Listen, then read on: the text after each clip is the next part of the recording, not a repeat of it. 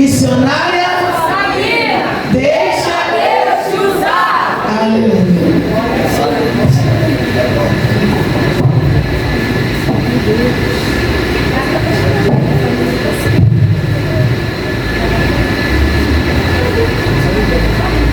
A paz do Senhor para a igreja, amém? Amém?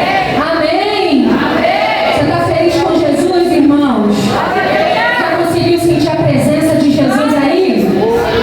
Diga para alguém que está do teu lado, que bom que você veio. Está frio, mas que bom que você veio.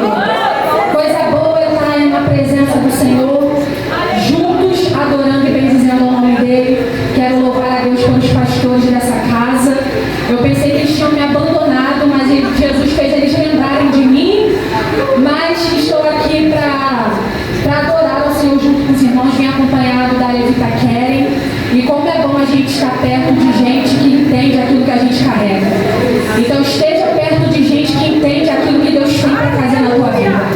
Eu profetizo sobre a tua vida que Deus vai colocar gente que não vai vir para sugar, mas para vir para acrescentar aquilo que você já tem.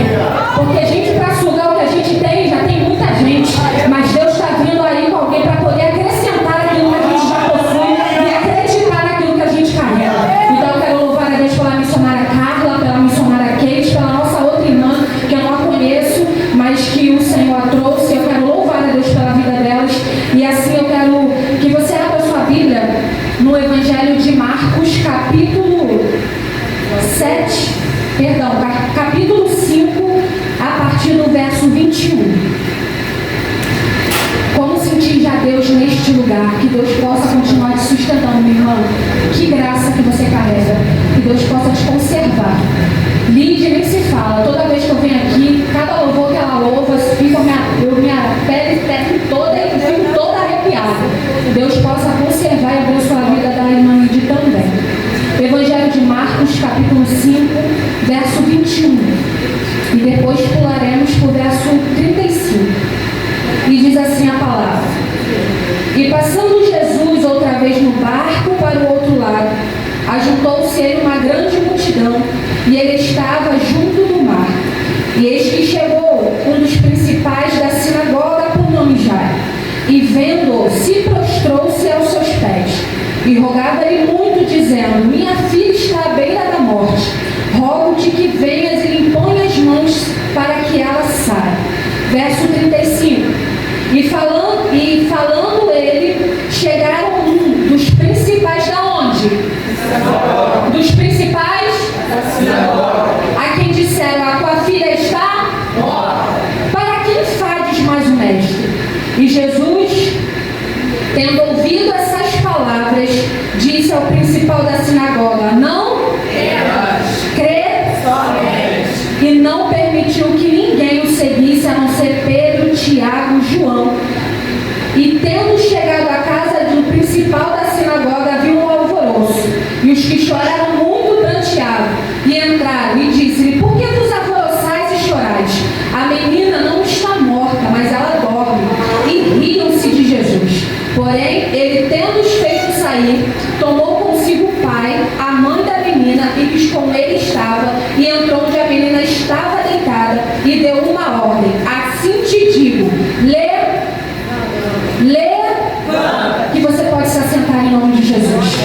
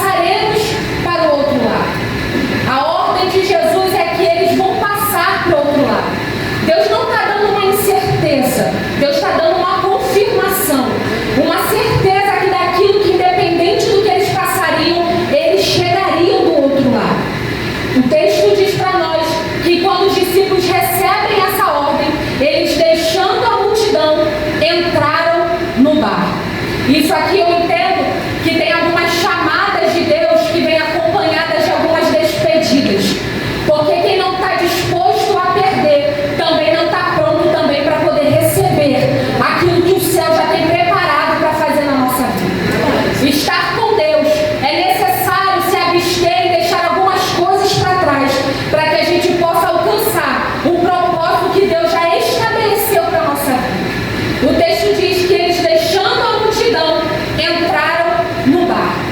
Só que interessante é que no meio do trajeto, no meio do percurso da ordem que foi liberada para Jesus, o texto diz para nós que uma tempestade se levanta.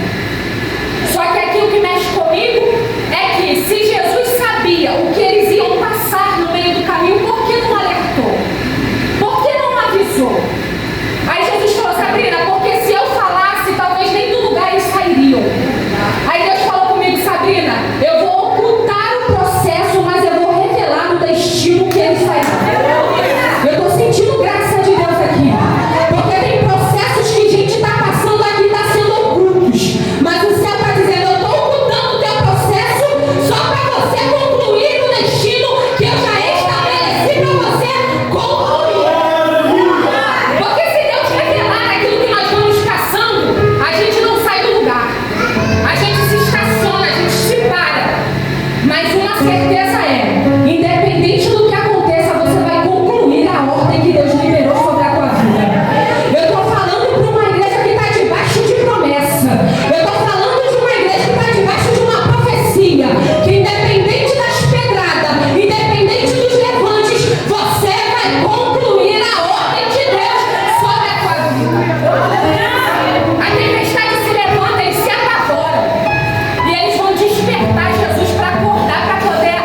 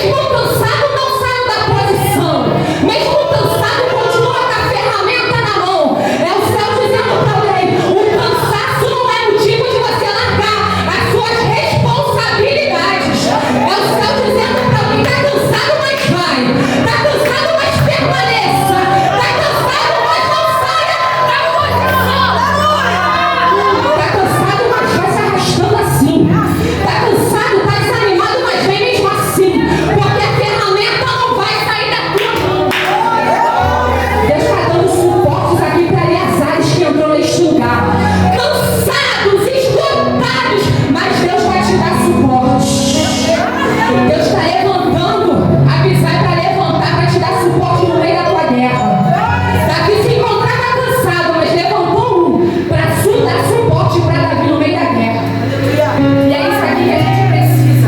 Porque colocar a gente para baixo já tem muito. O problema é Deus estar levantando a gente para te dar suporte no meio da tua guerra. Deus está levantando gente para poder te ajudar no meio da tua guerra. Aquele homem é liberto. O texto diz que aquele homem agora pede para seguir Jesus. E Jesus vai dizer: não, vai para sua casa e conte para os seus o que te aconteceu. Porque a primeira mudança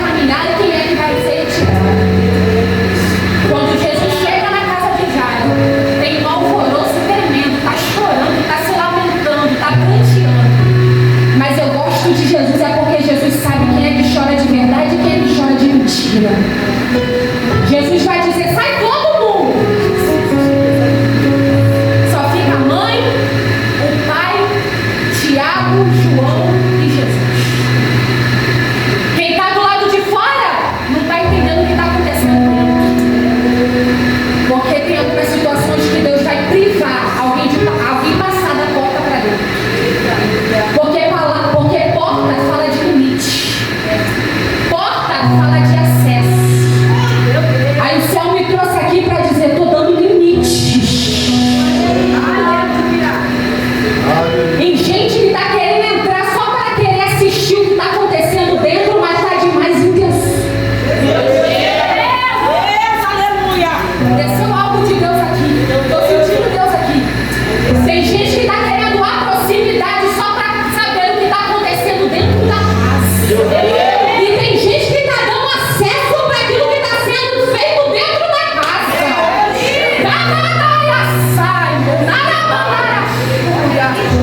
Aí tem algumas guerras que a gente enfrenta e não é vencida. Não é por causa de Deus, não é por causa de nós mesmos.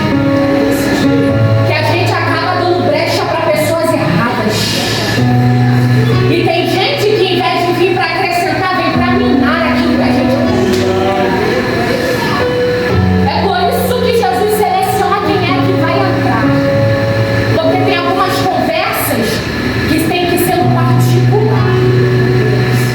Tem algumas conversas que têm que ser restritas. Porque muita gente sabendo, muita gente conhecendo o assunto, vai acabar estragando o projeto. Meu Deus. Contar pra gente errado é a pior coisa. Tá torcendo por você, mas a intenção tá sendo errada. Tá vibrando por você, mas a intenção tá sendo errada. E é por isso que Deus permite alguns afastamentos. E às vezes a gente quer indagar, quer questionar. Aí, como diz uma frase, Deus ouve o que você não ouve. E Deus vê o que você não vê. E Deus anda por caminhos que você não anda. E é por isso que Ele permite algumas coisas serem restritas. Porque sabe de algumas conversas chegarem até alguém, vai abalar o psicológico. Vai abalar o emocional e vai parar na caminhada. E é por isso que Deus não permite algumas conversas chegarem até você. É para poder te privar. É para poder você não saber de algumas coisas, para poder não parar aquilo que Deus já colocou na tua vida. Porque Deus sabe, se você saber, tu vai pressionar. Tu vai ser abastecer não, tu vai ficar aprisionado, paralisado, vai ficar prostrado. Porque tem conversas que chegam até nós que faz a gente ficar desmotivado. Tem assuntos que vêm até a nossa vida que a gente não quer nem saber. Mas algumas pessoas chegam, acaba desmotivando a obra que Deus tem para cumprir na nossa vida. E algumas conversas precisam ser privadas, para não atrapalhar o propósito que Deus vai fazer na tua vida. Então, isso aí não é rejeição de Deus, não. Isso daí é Deus te privando para poder cuidar daquilo que você está carregando. Por exemplo, quem está do lado de fora está torcendo contra. Quem está do lado de fora está pensando que acabou, mas dentro da casa está acontecendo alguma coisa. Jesus dá uma ordem.